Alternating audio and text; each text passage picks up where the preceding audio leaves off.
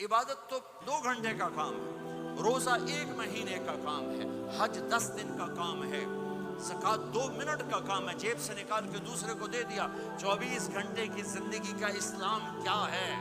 وہ اخلاق ہے، وہ سچائی ہے، وہ پاک دامنی ہے، وہ عزت و آبرو ہے، بڑے چھوٹے کا احترام ہے، خامن بیوی کی محبت ہے، اولاد کا ماں باپ کو عزت دینا ہے، ماں باپ کا اولاد کو عزت دینا ہے۔ یہ میرے نبی کی خوبصورت زندگی ہے۔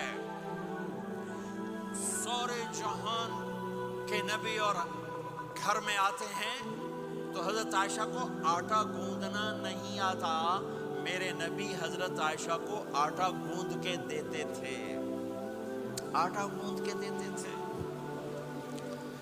اور اماں عائشہ روٹی پکاتی تھی، جب کھانے پر بیٹھتے تھے تو آپ خود نوالے توڑ توڑ کے اماں جان کو کھلاتے تھے۔ اظہار محبت، اظہار محبت۔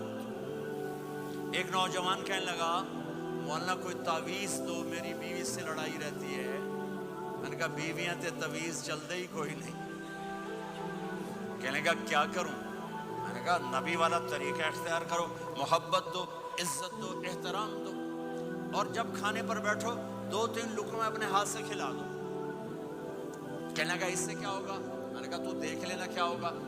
10-12 دن بعد اس کا فون آیا، میں نے پوچھا میری بات پہ عمل کیا؟ کہنے لگا نہیں۔